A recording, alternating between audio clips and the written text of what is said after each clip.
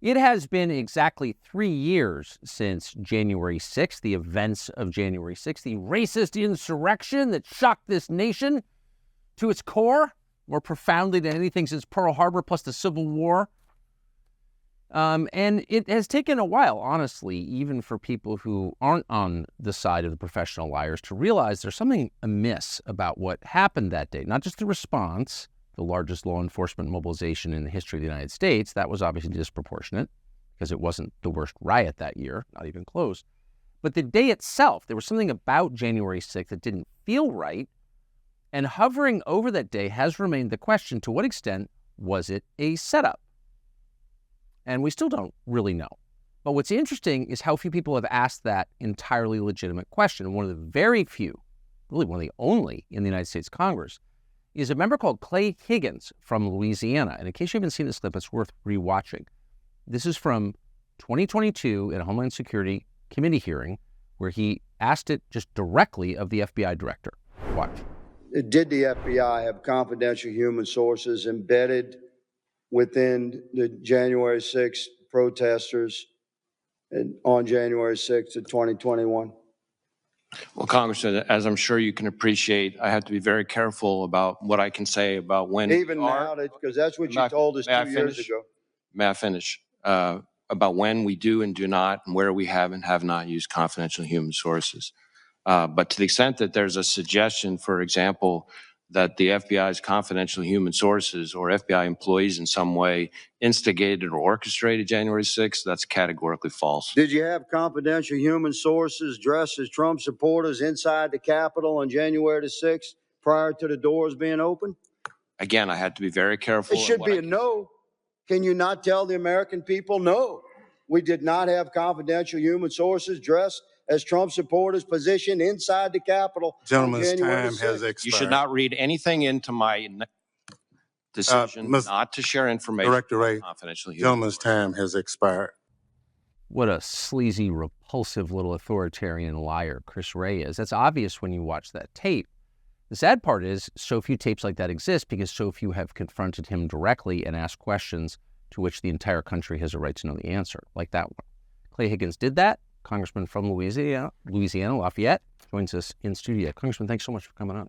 Thank you for having me, Tuck. So that was over a year ago that you asked that question, which is a central question, and you asked it, as I think is appropriate, without any embarrassment at all on behalf of your constituents and the rest of the country. Are you any closer to the answer now? Well, we're closer to being in a position where we can reveal the answers that we already have. Much of the evidence that we have compiled from investigative effort and over the course of the last couple of years, some offices like my own sort of operating in silos of investigative endeavor, have now been able to come together now that we have a Republican majority and we have access to the staffs of the appropriate investigative committees. And so I sit on the oversight committee, and we Republicans run that committee now, and therefore we control the staff. So when you can magnify the efforts that individual members of Congress have pushed within our own offices, when you can magnify those efforts by the skill and the numbers of staff from the committees, you get a lot of evidence reviewed professionally and aligned and assembled into essentially a case file.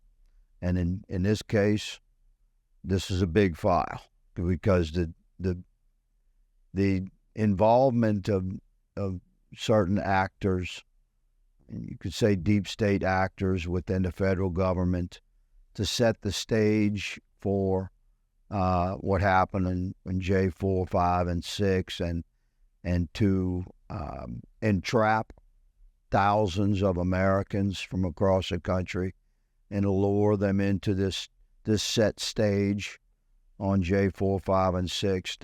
The people that were involved in that is quite a large web. So, yes, sir, we do have a great deal of evidence compiled, and we're gradually, professionally rolling that evidence out. So you sort of answered the question right there in larger terms. You just said that elements within the federal government, I assume law enforcement, intel, and military, and I'm using your words, lured Americans to Washington into what you called a trap. Yes, sir.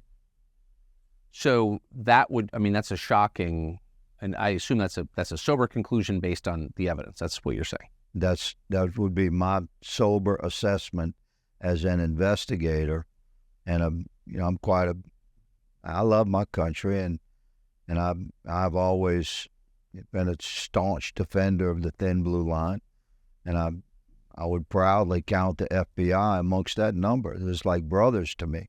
So to find that level of conspiratorial corruption at the highest levels of the FBI has been very troubling to me as a man, as a cop.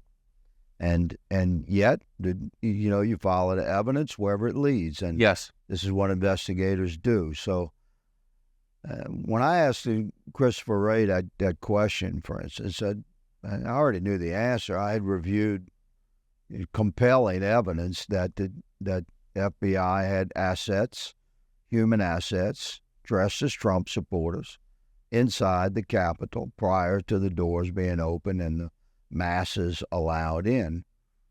So I knew that the FBI was deeply involved. I'd seen evidence, even at that time, with that the FBI had embedded themselves into various groups online across the country of Americans who were essentially voicing their concerns and airing their grievances with each other about COVID oppression.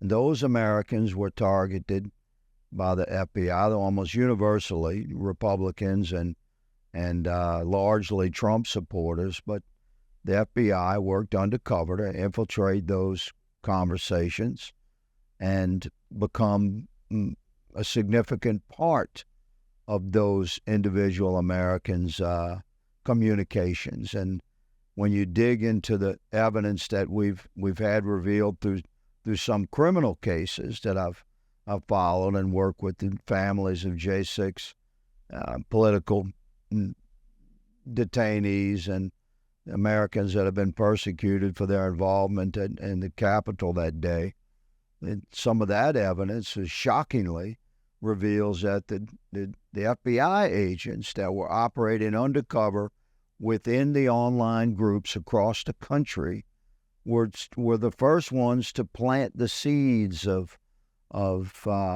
suggestions of a more radical occupation of the Capitol, and they were sort of testing the waters of who amongst that group would begin acknowledging that, maybe we should do that. Maybe we should plan for an occupation like that. But if you look at the origins of those conversations, they were started by the FBI undercover guy that was operating inside the group. And then months later, on January 4th, 5th, and 6th, many of those Americans met for the first time in person when they gathered for the massive rally where American patriots assembled to object to everything that had happened during 2020, the COVID oppression, and the stunning results of what we believe was a compromised election cycle in November 2020. So Americans gathered at their own capital to appropriately air grievances and protests at their capital, but embedded amongst their number was an FBI asset that had been working from within their group online for many months. So this was the level of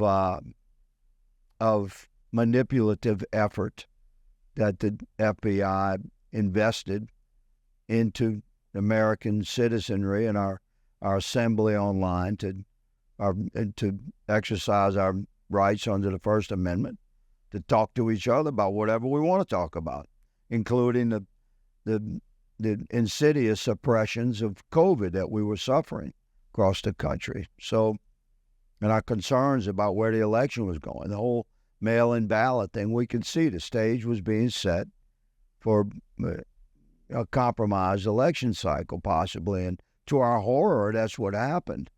So FBI had fingerprints on this thing for many months prior to J4, 5, and 6. I want to go back to something you said in the first sentence, which is you have seen evidence, and that spurred your questions to Chris Wray, that there were FBI assets dressed as Trump supporters within the Capitol. So that is proof of entrapment, because, of course, the federal government could have prevented entry into the Capitol building. There aren't that many doors. You work there, you know. But they allowed people in on purpose to entrap them. That's what that proves, I think. Does it not? Well, it's certainly condemning. It's another piece of the strategy that the government employed to sort of complete the entrapment of Americans that they had infiltrated and then prodded and provoked with those original seeds planted of actions like, you know, what type of gear to wear and just in language that incited behavior that could go the wrong way. You know, pushing actions of legal and legitimate peaceful protests to an edge where those Americans would likely not have gone had they not been, you know, encouraged by the FBI plant amongst their number that they didn't know was there. So by the time it was actually J6 and you had masses of Americans assembled outside the Capitol, you know, almost like 99.9%, 100% peaceful. On the inside, you had FBI assets dressed as Trump supporters that knew their way around the Capitol.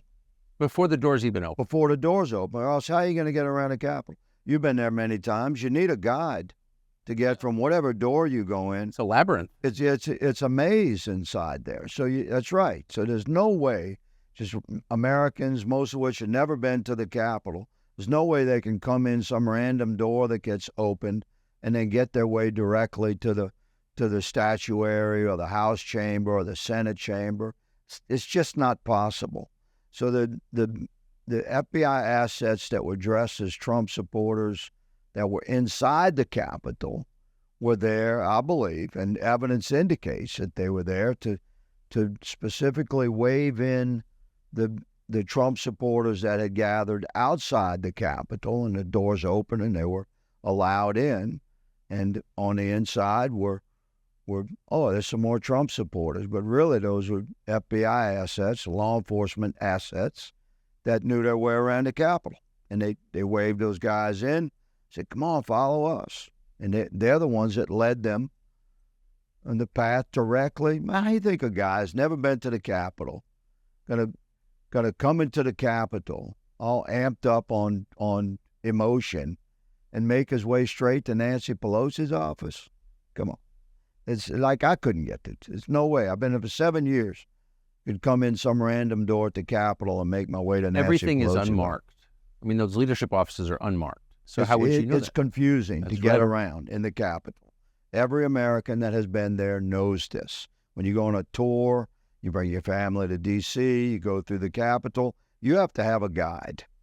And on January 6th, the guides were FBI assets, the law enforcement assets, and they were dressed as Trump supporters. They were positioned inside the Capitol prior to the doors being open so that the Americans that had assembled outside the Capitol, once allowed in, could be brought directly to the areas where the FBI and the DOJ and the deep state actors knew would be the most sort of condemning criminal action of Americans being inside the Capitol, protesting without permit and things. They knew they were setting the stage for arrest and prosecution. It's such a crime. Who planned this, do you think? Well, I think factions planned this. I wouldn't say who, Tucker, because I don't think there was one person that planned this, but I believe the faction of establishment liberals within the FBI and the Democrat Party and our intelligence services to another extent use their massive powers of surveillance and investigative assets that they have across the country, confidential informants, registered informants, non-registered informants, voluntary informants. It's a complex web of FBI assets across the country that can be activated. So if you have authority at some of the highest levels in the FBI, it doesn't take much. The faction within the FBI and within our intelligence services that would coordinate with the most extreme liberal factions within the Democrat Party that were desperate to keep Trump out of office and worked within the theater of operations, shall we say, that had been set by the COVID alleged medical emergencies nationwide and millions of mail-in ballots. There's no daylight between the compromised election cycle of November 2020 and ultimately what happened on J6. So you ask who planned this? This would be the combination of several of the most extreme liberal, anti-Trump, anti-America First factions that were in positions of authority within our federal law enforcement organizations and the Democrat Party across the country. When you say that there were FBI assets in the crowd, in the building beforehand and certainly outside, what's the scale of this? Are you talking like 10, 20? No. Based upon some very conservative but like hard investigative effort, evaluation of the numbers, from putting together eyewitnesses and videos and affidavit statement and whistleblower statements and court records that have been revealed through individual criminal cases where J6 defendants have been prosecuted and smart attorneys have forced admissions by the DOJ and the FBI, but those admissions have been sealed within the parameter of that criminal case by protective order by the judge, so I can't share them, but I've seen them. So real hard, objective, and conservative estimates would put the number of FBI assets in the crowd, outside, and working inside at well over 200. 200? Yeah. So you're in law enforcement? Yeah. Before you came to Congress in the military as well? That's an extraordinary number. Is it? Well, no. When you think about the scope of the operation, if you were going to do this, you would need But that relative number. to, so like when, I don't know, Minneapolis burned down, or when St. John's, the Episcopal Church across from the White House in Lafayette Square, was set ablaze, and all the Secret Service agents were injured. Were there 200 FBI assets in the crowd among Antifa then? I mean, I don't know how many undercover agents the FBI would have in a situation like that, but J6 was the final act prior to arrest and prosecution of Americans that were identified as Trump supporters. I mean, their objective was to destroy the entire MAGA movement, to forever stain the patriotic fervor that was associated with the America First MAGA movement that had won in 2016 and we believe won again in 2020. And the establishment on both sides, of both major parties, were determined to smash that out of existence, not just by defeating Trump, but by destroying the reputations of the movement itself, by creating this narrative that was totally false, but was heavily pushed, that MAGA Republicans, America First Republicans, are somehow a danger to our republic and a domestic terror threat, which is a whole nother story about what the FBI has done at tagging Americans as suspected domestic terrorists and following us as we travel across the country. But the bottom line is that 200, I believe, is a conservative number. Personally, I think there's many more, but a number that I'm comfortable going on record with is that we believe that there were easily 200 FBI undercover assets operating in the crowd, outside the Capitol, embedded into groups that entered the Capitol or provoked entry of the Capitol, and working with FBI assets that would have included Metro Police and Capitol Police that would dress as Trump supporters inside the Capitol, because those were the guys that knew their way around the Capitol.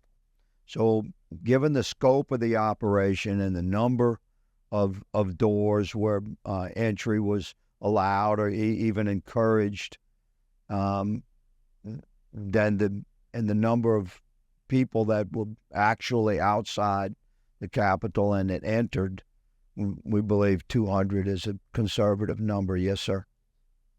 It's shocking what you're saying. It confirms everyone's worst suspicions about this. It's clearly true. Did you come across any evidence that the DOD, the military, either Defense Intelligence Agency or National Guard or any part of the U.S. military played any role in this at all? I have not seen that. I've heard the echoes of that suspicion, and I have observed circumstantial evidence that has been presented to me that I have reviewed, but to me, it does not rise to the level that I would call actionable from an investigative perspective. So there was some suspicion, but in law enforcement, the thresholds you're looking across is reasonable suspicion that would prompt a criminal investigation, and then the next threshold is probable cause, which you need for arrest. And then, of course, in our system, finally, the last threshold is conviction and guilt beyond a reasonable doubt. So, I did review evidence, Tucker, regarding some suspicions of military involvement in some way, I have reviewed some of that evidence that I've been able to get my hands on, and I do not think that the military was involved. Not at the level, most certainly not at the level of the FBI, and over the course of all of 2020, and then on J4, 5, and 6. The FBI working in coordination with other law enforcement assets that they roped into the operation, right, from Metro PD, from D.C., and the Capitol Police was sort of tricked into participating with what the FBI had been staging for 10 months. If you take 3 steps back, this is not democracy. So the federal agencies serve under the oversight of the elected president and then under the oversight of the elected Congress. Their elected people get to make the decisions. You have a Republican president, you now have a Republican Congress, and neither one can get a straight answer from the FBI. No one has any control of the FBI. You're describing a government within a government. Well, in America, a question becomes reasonable men would ask when we face a crisis like this, who investigates the investigators? Right. And the answer in America is Congress. So we have the responsibility to investigate through the appropriate committees, which we're certainly doing that now that we have a Republican majority and control of the committees. But we don't have the power to arrest. We can give criminal referrals based upon our investigative efforts, but we have to have a DOJ that's receptive to the criminal referrals. So we've hit quite a brick wall, have we not? Constitutionally, we have the responsibility to investigate objectively, and anyone that knows me knows that's exactly what I'm pursuing. I'm not trying to create a crime to fit a narrative to blame on the FBI. I'm following the evidence, and to my horror, it implicates our FBI at the highest level, and a conspiracy within our government at the highest level to create to set the stage for a compromised election cycle in 2020, and then the actions that took place on J4, 5, and 6, and then the criminal investigation, arrest, and prosecution of Americans that they were able to entrap and document with the thousands of cameras that were operating that day, and use that evidence that they knew they were setting up to investigate, arrest, and prosecute the Americans that they had entrapped. So Congress can investigate these things, and we will reveal these horrific truths, and we will have criminal referrals. But until you have a president running the executive branch that will clean house at the DOJ and FBI at the highest levels and put American patriots in place that will act upon the criminal referrals that Congress provides, then none of those guys are going to get arrested because they're not going to arrest themselves, and we don't have arrest authority. I'm a little surprised, and don't expect you to be critical of your colleagues in the Republican conference, but I mean, they do control the House. Impeachment is a thing. Chris Wray is still the FBI director. I watched Republicans, some of whom I know, cheer the murder of Ashley Babbitt, who was an unarmed woman, less than 5'5", by Michael Byrd. They were on Michael Byrd's side. And I have to say, for a lot of Republican voters, and I count myself among them, very clarifying. If you're cheering Ashley Babbitt's murder, shooting women now, that's okay because she likes Trump. And there were Republicans who are like, yeah, I was happy. Like, a lot of them thought that. What the hell? Yeah, it made me sick. Me too. You know, there's a great responsibility when you wear a badge in America. I mean, think about it. To be the designated servant of your community that has the authority to deny the freedom of a fellow American in the land of the free. Like, that's a heavy responsibility. So the escalation of force it must be appropriate in order to effect a lawful arrest. And a bad shoot is the worst thing that an officer can possibly be involved in his career. It's the thing of nightmares for good police officers. So to take from a law enforcement perspective was clearly a bad shoot, because there's some basic rules you just cannot violate. You have to attempt to effect an arrest before you can go to deadly force. There was no attempt to arrest Ashley Babin. There were officers on the other side of the window she was climbing through. There were officers on the interior side of the window she was climbing through. There was no indication this had been going on for an hour, and there was no reports on the radio or anywhere else of gunfights. So there was no reason at that point to expect that Ashley Babin or anybody else in the crowd was going to produce a firearm and start firing on police officers. Why? Because it had not happened. So that's part of the totality of circumstance that a police officer is responsible for knowing. We stay in constant communication with our radios. We know what's going on. That officer that pulled that trigger shot a American woman who was clearly in like a physically compromised position, climbing through the broken glass of a window. Is not, it's not like she just stepped into the cage at MMA and she was ready to fight. She was climbing through a window draped in a flag. There's police officers on the other side of the window. There's police officers on the interior side of the window. So you have plenty enough officer presence.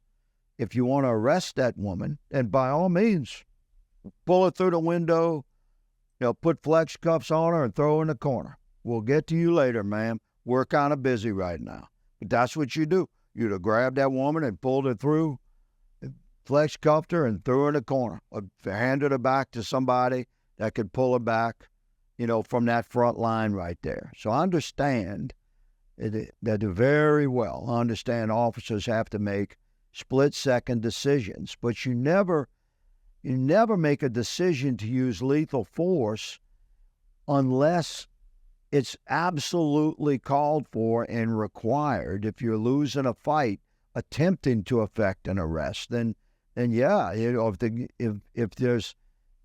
the officer's life is in danger and is all by himself, but there's never should be a circumstance where you just pull the trigger on a woman climbing through a window that's clearly unarmed. There's no evidence of gunplay from the crowd that she's coming from. You got officers on both sides of where she is. If you got to arrest her, then by all means arrest her. To put flex cuffs on her and move on so you can handle the next person trying to come through the window. But you don't shoot her. So that was a bad shoot. And if you do, there's a real investigation. It was cheered. Yep. Why do you think that was? And there's this insanity that has taken hold in the minds and hearts of many otherwise reasonable American citizens, where they hate Trump so much, like they're so deeply embedded, and they've sold their souls to the establishment, that when we had an America First president and he like stopped the military-industrial complex forward momentum, and he began restoring power to individual members of Congress and restoring individual rights and freedoms and sovereignty of the state, and he took away the actions of the cartels and brought this real common sense approach to the executive branch, and was leading our country in that beautiful direction. This was interfering with the business model of the establishment. So many career politicians on both sides of the aisle, and I don't like those guys, man. I'm not one of them. I serve my country in Congress, but I don't consider myself a politician by any means. I'm a servant to we the people. But some of these guys, man, they pop out of the womb to be politicians. They get groomed their whole life, to be a career politician. And those are the ones that had this instinctive cheer for something really bad happening to a Trump supporter. They'd Their true color showed in that moment, and it was an ugly color. Yeah, dude. We shouldn't be shooting women, number one. I couldn't agree more. So where does this go from here? You have this corpus of information. It sounds like it's definitive. When does the public see the detail? And what's the process after that? It's a good question. So evidence from criminal investigations by nature is rather secretive. But there is a tremendous compilation of data that I think should be made completely available to the public, and that's the digital files from J4, 5, and 6. This is where Speaker Mike Johnson can be a champion for that will be remembered for throughout history as the Speaker of the House that fully released, unredacted digital files from J4, 5, and 6 completely to the American people. And within that data is full truth. And the American people, there's the only staff large enough to, frame by frame, go through 80,000 hours of digital evidence. And nobody has a staff big enough to do that. But we can crowdsource it to the American people. So you ask, when will this evidence be released? I've been encouraging Speaker Johnson, as I did Speaker McCarthy, to, my God, man, release this data to the American people. Why won't they? I believe Speaker Johnson will, but Mike is quite a skilled constitutionalist attorney himself, and he's a very measured, patient, faithful man. So I extend trust to Speaker Johnson when he says that it's his intention to fully release the called the J6 tapes, but really it's digital evidence. It's more than just video evidence. It's a lot. It's radio transcripts, the whole thing. I believe Speaker Johnson knows that this is a significant duty that he must perform for the American people.